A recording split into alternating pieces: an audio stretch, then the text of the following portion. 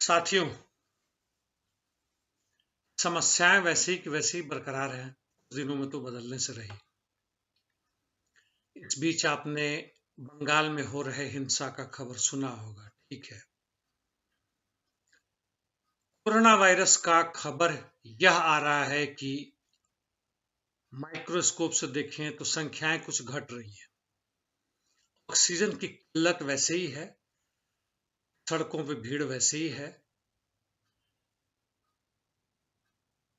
लाश घर या लाश जलाने के जगहों से उनको दफनाने के जगहों के चित्र आजकल थोड़े कम आए हैं, लेकिन कुछ खास कमी नहीं आई है। यदि ट्रेंड है तो बढ़िया बात है। बिहार में लॉकडाउन लगा दिया गया। खैर, ये सब चीजें बहुत सारी घटनाएं और भी हैं। आप इनका इनके खबर डिटेल में जानते होंगे। इस बीच एक छोटी सी खबर मैंने पढ़ी। आप में से भी बहुत लोगों ने इंश्योरेंस करवाया होगा, हेल्थ इंश्योरेंस। और हेल्थ इंश्योरेंस कंपनी जो आपको पैसे दे रही है, उसमें से तकरीबन 30-40 यहां तक कि 45% काट रही है।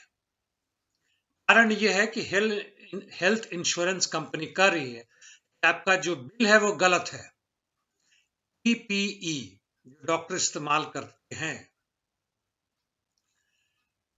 पर्सनल प्रोटेक्शन इक्विपमेंट, जो हर मरीज के लिए अलग अलग से इस्तेमाल करते हैं। जब भी जाते हैं, कोरोना का समय है और वह नए पहनते हैं, अलग पहनते हैं, एक बार पहनते दोबारा नहीं पहनते।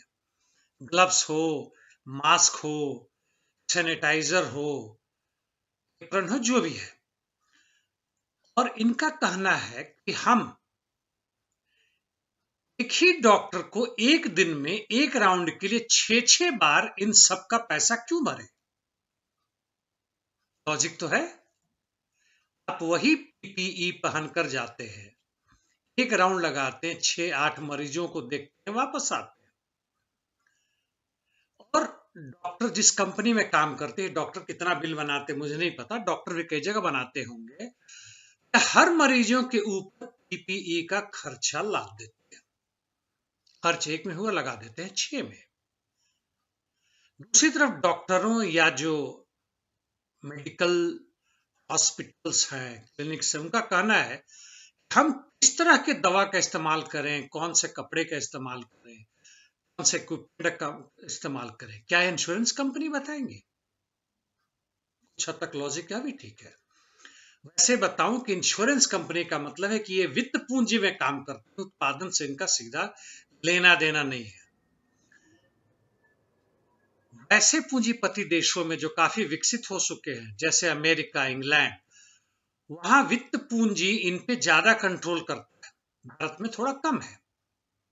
समझने के लिए ऐसे देखें कि वहां की जो इंश्योरेंस कंपनी है, वही डिक्टेट करती है, बताती है इन डॉक्टरों की कौन कौन सी दवाइयों को लिखना है, कौन कौन से तरीके से इलाज करना है, कौन से तरीके से ऑपरेशन करना है, मरीजों को कहां कहां भेजना है। और वह वहीं भेजते हैं, वहीं करवाते हैं, वहीं पे टेस्ट करवाते हैं जहां इन वित्त पूंजियों का कंट्रोल है, उनका साझा है, उनके साथ मोनोपोली है, दूसरे जगह नहीं भेजते। जी हाँ, जहां तक की बात है, व्यक्तियों की बात है, तो मुनाफे का एक जरिया मात्र है। हम और आप उसमें शामिल हैं। भारत में उतना ताकतवर नहीं है, होगा, वक्त की बात है। यहाँ भी 1990, 91 या 92 के बाद से, तथाकथित उदारीकरण के बाद से, श्री मनमोहन सिंह के नेतृत्व में, हालांकि वह केवल फाइनेंस मिनिस्टर ही थे, प्रधानमंत्री राजीव गांधी थे, और उसके बाद के बातें जो है वो चलती आ रही है। इंश्योरेंस कंपनी में यह तो एक मैंने आपको डाटा बताया पीपी के बारे में। उसमें कई हैं। लिबर्टी जनरल इंश्योरेंस कंपनी है, जनरल इंश्योरेंस कंपनी है, जनरल इंश्योरेंस काउंसिल है, जो कहते हैं कि यह इन्फ्लेटेड बिल आ रहा है, गलत भी बिल आ सकता है। उनका वो भी कहना है कि सीटी स्कैन एक मरीज पेज 4 बार से अधिक होता है तो गलत है, हम इसका पैसा नहीं देंगे। हालांकि एक रिपोर्ट एनडीटीवी में आया था डॉक्टर गुलेरिया का, शायद यही नाम है, आपने भी देखा होगा, कि बार बार सीटी स्कैन कराने से कैंसर का खतरा होता है। जरा इसको आप पढ़ लीजिएगा, अपने डॉक्टर से पूछिएगा। हालांकि सीटी स्कैन का भी बहुत बड़ा माफिया चल रहा है। अभी वाटर माफिया था दिल्ली में, आजकल ऑक्सीजन माफिया है, भूमि माफिया है। वो तो भूमि माफिया तो हर जगह, आप उनसे वाकिफ होंगे। आजकल छोटे छोटे माफिया है जिसमें 10, 15, 25, 50 से लेकर 200 तक शामिल रहते हैं उसमें, और चुनाव के दौरान में वह किसी न किसी पार्टी से लाई होते हैं, आपकी भीड़ बढ़ाने में काम देते हैं। कुछ भीड़ बढ़ाने वाले जो ऐसे ऐसे माफिया चला रहे हैं वो हजारों की संख्या में भीड़ रखते हैं। पॉलिटिकल पार्टी कहां तक दौड़े, बड़े बड़े नेता कहां दौड़े, मंत्री हैं वो इनके पास आते हैं, और ये छोटे मोटे लोग जो है 1000, 2000 की भीड़ इकट्ठा करते हैं, कुछ 50,000 की भी करते हैं। यहाँ इवेंट मैनेजमेंट इसको करते हैं, यह व्यापार है, यह सर्विस का हिस्सा है। खैर, यह हुआ इंश्योरेंस कंपनी वगैरह का। तो इसके पहले मैं बात को खत्म करूं, मैं एक छोटी सी कहानी बताता हूं जो बहुत पहले मैंने पढ़ा था, सच्चा ही था, दशक हो गए। बॉम्बे में एक कंपनी का पर्दाफाश हुआ था, उसने इंश्योरेंस खोली थी। इस इंश्योरेंस कंपनी ने, कुछ भी नाम रहा हो, इसकी कोई विशाल एडवर्टीजमेंट भी नहीं किए। इसके लोग जाते थे, करते थे। लोगों ने कोई कमीशन नहीं लिया गवर्नमेंट से, ना कोई रजिस्ट्रेशन करवाई। इंश्योरेंस क्या था? वहां के लोकल ट्रेन में हजारों लाखों लोग रोज चलते हैं। उनसे इन्होंने संपर्क किया, कई जगह पर संपर्क किया, छोटे छोटे जो रेलवे स्टेशन के बाद ही आप देखेंगे छोटे छोटे खोखे बनाकर भेजते हैं। इन्होंने कुछ 2-4 कलम कॉपी रख दी और धीमे धीमे फैलता गया। तो जो डेली पैसेंजर थे वो इनके पास आते थे। इनसे पूछा, भाई महीना भर में आपको कितने का टिकट लगता है? तो उन्होंने कहा 100 रुपए का। उन्होंने कहा ठीक है, आप हमसे इंश्योरेंस करवा लीजिए, 20 रुपए दे दीजिए प्रति महीना, और हम जिम्मा लेते हैं कि आपको फाइन नहीं लगेगा या आप नहीं पकड़े जाएंगे। यदि पकड़े जाएंगे तो जो भी दंड आपको लगता है, फाइन लगता है, बिना बस क्यों आप वो फाइन दे दीजिए, रसीद लेकर आइए, आते जाते मेरे पास लाइए, हम आपको उतना पैसा दे देंगे।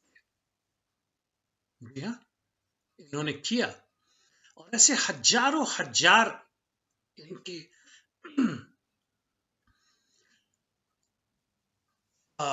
सदस्य बने। आखिर हुआ कैसे? 100 रुपया के जगह पर 10 रुपया महीना आपने इंश्योरेंस दिया, टीटी के द्वारा पकड़े जाने पर फाइन के खिलाफ। ऐसे मान लीजिए 1000 पैसेंजर ने करवाए, यानी 10,000 रुपया इस कंपनी को मिला। खोखा को मेंटेन करने में 5,000 रुपया खर्च हुआ, और अपने कर्मचारियों को देने में, दौड़ने भागने में, चलने में 5,000 वो भी खर्च हुआ। 5,000 खोखा में, 5,000 इस सब में, 10,000 रुपया। और मान लीजिए 10,000 रुपया फाइन में निकल गया, 10,000 रुपया, 10,000 रुपये को मुनाफा नहीं, वैसे 2-4 महीने तक चले। बाद में इनके संख्या में, इनके जो ग्राहक थे उनके संख्या में भारी बढ़ोतरी हुई, इजाफा हुआ। 10,000 जुट गया, 1 लाख रुपया महीना आने लगा। इनके जो एम्प्लॉय थे उनकी भी संख्या बढ़ गई, खोखा एक के बजाय 2-3 हो गए, यानी कुल खर्चा 50,000 रुपया महीना हो गया, और आमदनी 1 लाख रुपया, यानी 50,000 रुपया का शुद्ध मुनाफा। शुरुआती में बहुत कम पैसे लगे। इस बात को समझ रहे हैं तो इसको समझिए कि आखिर हुआ कैसे। इन खोखा के मालिकों ने, इंश्योरेंस कंपनी के मालिकों ने यह एक अंदाजा लगाया, जो कि प्रैक्टिस के दौरान थोड़ा और परिवर्तन हो सकता है। मैंने एक ऐसे एग्जाम्पल आपको दिए।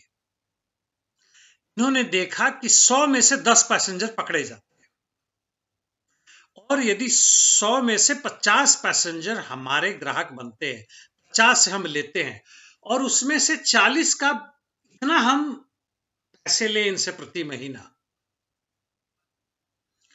कि हम 40 में से ही इनकी बराबर करते हैं। लॉ ऑफ एवरेज से उन्होंने निकाला, और बाकी 10 पैसेंजर के जो प्रीमियम मिलते हैं हमारे होंगे, मुनाफा है। लाइफ इंश्योरेंस हो, हेल्थ इंश्योरेंस हो, कार इंश्योरेंस हो, दोस्तों जो भी हो, यह लॉ ऑफ एवरेज पे काम करता है। यानी जितना घाटा होता है ग्राहकों का, उसका एक एवरेज निकाला जाता है और जो आपका प्रीमियम बनता है वो इस हिसाब से बनता है कि इस घाटे से अधिक हो। लॉटरी का भी वही है। थोड़ा आगे बढ़े, जो बिल्डर्स होते हैं घर बनाते हैं आप ही से पैसे लेकर, घर बना के आपको देते हैं और मुनाफा कमाते हैं। हालांकि उस वहां पे सीधा सीधा इस तरह का अंदाजा लगा के काम नहीं करते। इस अंदाजा लगाने इसलिए कहा कि क्राइसिस के दौरान जैसा भी चल रहा है, हेल्थ इंश्योरेंस कंपनी का बैंड बजा हुआ है। ऐसे ही बाकी इंश्योरेंस में जैसे अर्थक्वेक आ जाए, महामारी आ जाए, तो उनका बैंड बजता है। इंश्योरेंस कंपनी खत्म हो जाती है, दिवालिया निकल जाता है, भाग जाता है। प्रैक्टिस के दौरान और भी पता चलता है कि भाई इसके लिए भी कुछ किया जाए ताकि ऐसी व्यवस्था है तो हम ज्यादा से ज्यादा पैसे बचा सके, हम दिवालिया ना हो जाए, इसलिए प्रीमियम बढ़ जाता है। समाजवादी देशों में क्या इंश्योरेंस होगा? क्या आपसे प्रीमियम लिए जाएंगे? पूछिएगा। धन्यवाद दोस्तों। इनकलाब।